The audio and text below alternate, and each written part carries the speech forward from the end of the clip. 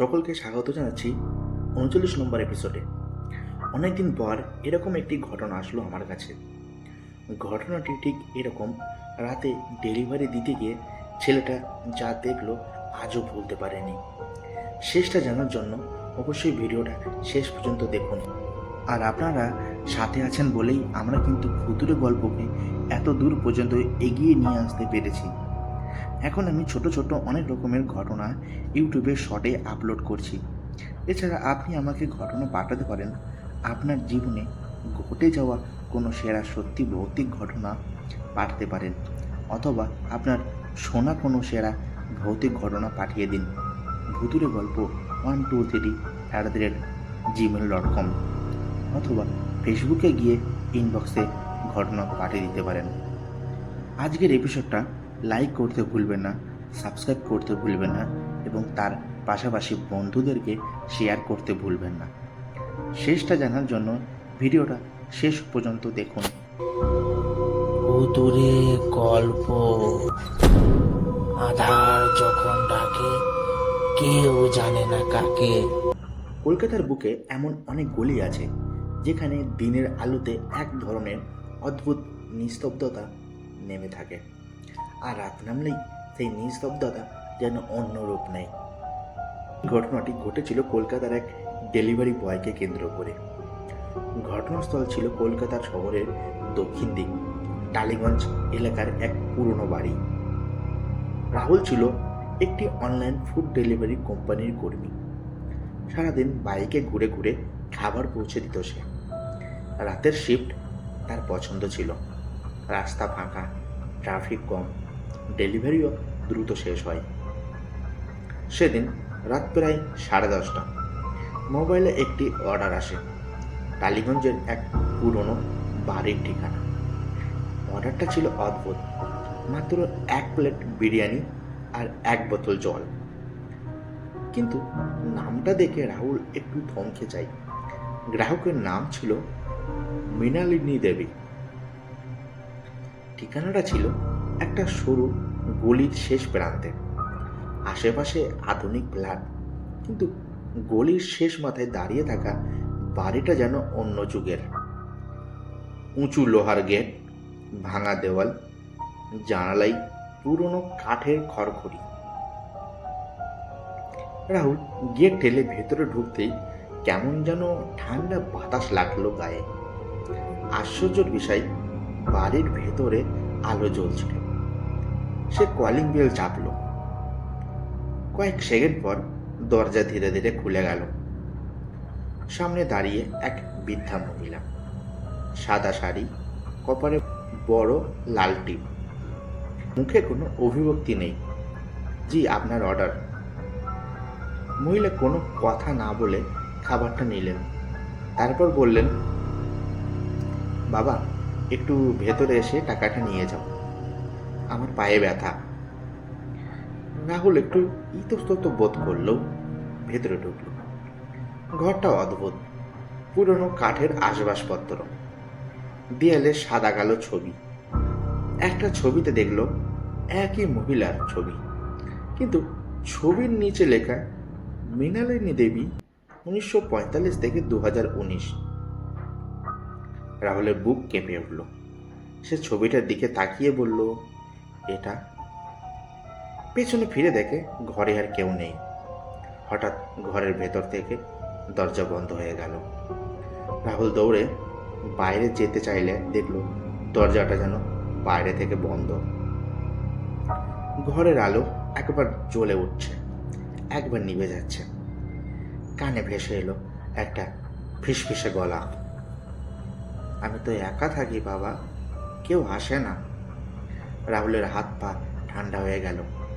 সে মরিয়া হয়ে দরজা ধাক্কাতে লাগলো। হঠাৎ করেই দরজা খুলে গেল। সে বাইরে দৌড়ে বেরিয়ে আসে। গেট বেরিয়ে রাস্তায় এসে দাঁড়াতে দেখে বাড়িটা সম্পূর্ণ অন্ধকার, যেন বহুদিন কেউ থাকে না। পরদিন সাহস করে সে আবারও ওই গলিতে যায়, তবে দিনের বেলা। আশেপাশের দোকানদারদের জিজ্ঞাসা করলেই সবাই অবাক হয়ে বলে, ওই বাড়িতে তো কেউ থাকে না। মৃণালিনী দেবী 5 বছর আগে মারা গেছে, তারপর থেকে বাড়িটা ফাঁকা। রাহুল মোবাইলের অর্ডারের হিস্টোরি দেখাতে যায়, কিন্তু আশ্চর্যের ব্যাপার হলো সেই অর্ডারের কোনো রেকর্ড নেই। তারপর থেকে রাহুল রাতের ডেলিভারি করে ছেড়ে দেয়। সে বলে, আমি জানি না আমি কাকে খাবার দিয়ে এসেছিলাম, কিন্তু যেদিন ওই বাড়িতে ঢুকেছিলাম আমি বুঝেছিলাম কিছু কিছু অর্ডার মানুষের জন্য নয়। এই ঘটনাটি রাহুল তার এক বন্ধুকে জানায়, আর সেই বন্ধুর কাছ থেকেই ঘটনাটি ছড়িয়ে পড়ে। কলকাতার পুরনো গলিতে আজও অনেকেই বলে টালিগঞ্জের সেই বাড়ির সামনে দিয়ে রাতের বেলা গেলে নাকি হালকা বিরিয়ানির গন্ধ ভেসে আসে। প্রথম ঘটনার পর প্রায় 3 মাস কেটে গেছে। রাহুল এখন আর রাতের শিফট করে না। সন্ধ্যার মধ্যে ডেলিভারি শেষ করে বাড়ি ফিরে যায়। তবু মাঝে মাঝে বাইক চালাতে চালাতে তার মনে হয় যে সেই পুরনো বাড়ির কথা। একদিন সন্ধ্যা 7:30, আকাশে হালকা বৃষ্টি। রাহুল শেষ ডেলিভারিটা করতে যাচ্ছিল। এমন সময় মোবাইলে একটা নোটিফিকেশন এলো, নতুন অর্ডার। ঠিকানাটা দেখে তার হাত কেঁপে উঠল। লোকেশন টালিগঞ্জ, সেই একই গলি। গ্রাহকের নাম মৃণালিনী দেবী। রাহুল সঙ্গে সঙ্গে অর্ডারটা ক্যান্সেল করতে চাইল, কিন্তু অদ্ভুতভাবে অ্যাপটা হ্যাং হয়ে গেল। স্ক্রিনে শুধু লেখা ডেলিভারি অ্যাসাইন্ড। সে সুপারভাইজারকে ফোন করলো। উপাস থেকে উত্তর হলো, অর্ডার তো নর্মাল দেখাচ্ছে, প্রবলেম কি? রাহুল কিছু না বলেই ফোন কেটে দিল। মনে মনে ভাবলো, এইবার গেলে সব পরিষ্কার হবে। গলির মুখে পৌঁছাতেই সে লক্ষ্য করলো আজ আশেপাশে কেমন যেন নিস্তব্ধতা। দোকানপাট আগে ভাগেই বন্ধ। রাস্তার লাইট কয়েকটা নিভে গেছে। গলির শেষ মাথায় সেই বাড়ি, কিন্তু আজ বাড়িটার সামনে একটা মৃদু আলো জ্বলছে। আগের চেয়ে যেন বাড়িটা আরো জীর্ণ। রাহুল বাইক থামিয়ে দাঁড়ালো। বুকের ভেতর ধক ধক করছে, তবু সাহস করে গেট ঠেলে ভেতরে ঢুকলো। বিল বাজাতেই দরজার নিচে থেকেই কুকিয়ে খুলে গেল। ভেতরে আগের সে বৃদ্ধা মহিলা দাঁড়িয়ে, কিন্তু আজ তার মুখে হালকা হাসি। তুমি তো আবার এলে বাবা। রাহুলের গলা শুকিয়ে গেল। আপনি আপনি তো, মহিলা ধীরে ধীরে বললেন। সবাই ভাবে আমি নেই, কিন্তু কেউ কি সত্যি খোঁজ নিয়েছে? হঠাৎ ঘরের দেওয়ালে ঝোলানো ছবিগুলো একে একে নড়তে লাগলো। একটা ছবিতে দেখা গেল যুবতী অবস্থায় মৃণালিনী দেবী, তবে তার স্বামী ও ছোট ছেলে। মহিলার কণ্ঠস্বর ভারী হয়ে উঠল। আমার ছেলে আমাকে এই বাড়িতে একা ফেলে বিদেশে চলে যায়। অসুখে পড়ে আমি একা একাই শেষ হয়ে যাই, কেউ জলও দেয়নি। রাহুল বুঝতে পারল এটা শুধু কোনো আত্মার উপস্থিতি নয়, একটা অপূর্ণতার যন্ত্রণা। তুমি কি আমার একটা কাজ করবে বাবা? কি কাজ? আমার ছেলেকে একবার বলো আমি রাগ করে নেই, আমি শুধু একবার দেখতে চেয়েছিলাম। হঠাৎ রাহুলের মোবাইলে একটা নম্বর ভেসে উঠল, নাম অভিজিৎ সেন। পরদিন রাহুল সাহস করে সেই নম্বরে ফোন করে। ওপাশে একজন ভদ্রলোক বিদেশে থেকে কথা বলছেন। কথায় কথায় জানা গেল উনি বহু বছর আগে যুক্তরাষ্ট্রে চলে গেছেন। মায়ের মৃত্যুর খবর পেয়ে আসতে পারেননি। রাহুল সবটা বলতে পারেনি, শুধু বলল, আপনার মা শেষ সময়ে আপনাকে খুব মনে করতেন। ফোনের ওপাশে দীর্ঘ নীরবতা। তারপর ভদ্রলোকের গলা কেঁপে উঠল। কয়েক সপ্তাহ পর সেই ভদ্রলোক কলকাতায় আসেন। বাড়িটা সংস্কারের কাজ শুরু হয়। পুজো পাঠ হয়, দান ধ্যান হয়। রাহুল একদিন দূর থেকে দেখে বাড়ির সামনে এখন আলো, রং করা দেওয়াল, আর কোনো অর্ডার আসে না সেই নাম থেকে। কিন্তু এক রাতে বাড়ি ফেরার পথে হালকা বাতাসে সে যেন একটা কণ্ঠস্বর শুনতে পেল, ধন্যবাদ বাবা, এবার আমি শান্তিতে আছি। তারপর থেকে রাহুল আর কখনো সে বাড়ির সামনে অস্তিত্ব অনুভব করেননি।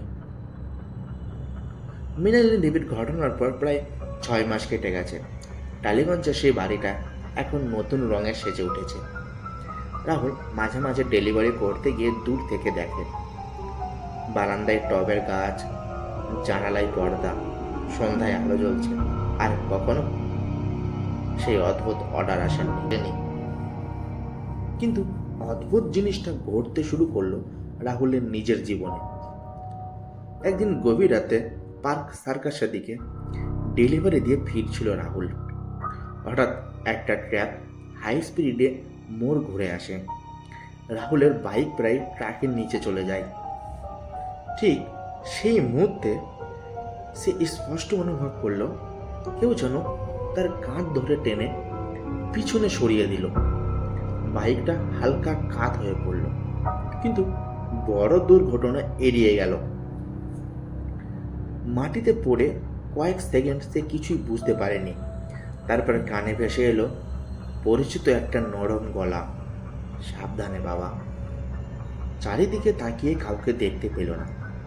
সেই রাত থেকে রাহুল অদ্ভুত স্বপ্ন দেখতে শুরু করলো। স্বপ্নে সে দাঁড়িয়ে আছে কলকাতার শহরের গঙ্গার ঘাটে, এটা সম্ভবত বাবু ঘাটের ধারে। ভোরের আলো ফুটছে, সাদা শাড়ি পরা এক মহিলা দূরে দাঁড়িয়ে, মুখে শান্ত হাসি। তিনি বললেন, আমি তোকে শুধু একটা কাজের জন্য ডেকেছিলাম, তুই সেটা করেছিস, তাই তোর ক্ষতি আমি হতে দেব না। রাহুল ঘুম ভেঙে ঘামে ভিজে যায়, কিন্তু এবার তার মনে ভয় নয়, এক ধরনের অদ্ভুত শান্তি। কয়েকদিন পর রাহুলের বাড়িতে একটা কুরিয়ার আসে। প্রোডাক্টের নাম অভিজিৎ সেন। সেই ভদ্রলোক যিনি বিদেশ থেকে এসে মায়ের বাড়ির সংস্কার করেছিলেন। খামের ভেতরে একটি চিঠি আর একটি চেক। চিঠিতে লেখা, আপনি না থাকলে আমি হয়তো কখনো জানতে পারতাম না মা শেষ সময়ে আমাকে কতটা মনে করতেন। আপনার কাছে আমি ঋণী, এই সামান্য কৃতজ্ঞতা গ্রহণ করবেন। চেকের অঙ্ক দেখে রাহুল স্তব্ধ। এত টাকা সে কোনোদিন একসাথে দেখেনি। চিঠির নিচে আরো একটি লাইন, মা নাকি আপনাকে খুব পছন্দ করতেন। রাহুলের হাত কেঁপে উঠল। সেই সন্ধ্যায় রাহুল টালিগঞ্জের সেই বাড়ির সামনে গিয়ে দাঁড়ালো। গেটের বাইরে থেকে মাথা নত করে বলল, আমি কিছু করিনি, শুধু যা বলেছিলেন তাই করেছি। হঠাৎ হালকা বাতাস বইল, বারান্দার একটা ঘন্টা টুং করে বেজে উঠল, আর রাহুলের চোখের সামনে এক মুহূর্তের জন্য যেন সাদা শাড়ির ছায়া মিলিয়ে গেল আলোয়। তারপর আর কখনো সে সেই কণ্ঠস্বর শোনেনি। এই ঘটনার পর রাহুলের জীবন বদলে যায়। সে রাতের ডেলিভারি পুরো ছেড়ে দেয়, নিজের একটা ছোট খাবারের দোকান খোলে। দোকানের নাম মৃণালিনী ফুড কর্নার। লোকজন যখন নামের কারণ জিজ্ঞেস করে, রাহুল শুধু মৃদু হেসে বলে, একজন আশীর্বাদ করেছিলেন। কলকাতার ব্যস্ত রাস্তায় আজও অসংখ্য ডেলিভারি বয় ছুটে বেড়ায়, কিন্তু রাহুল জানে কিছু কিছু অর্ডার শুধু খাবার পৌঁছানোর জন্য নয়, বরং কোনো অপূর্ণ আত্মাকে শান্তি দেওয়ার জন্য আসে। আর কখনো যদি টালিগঞ্জের সেই গলিতে যান, গভীর রাতে হালকা বাতাসে হয়তো আপনার কানেও ভেসে আসবে, ধন্যবাদ বাবা।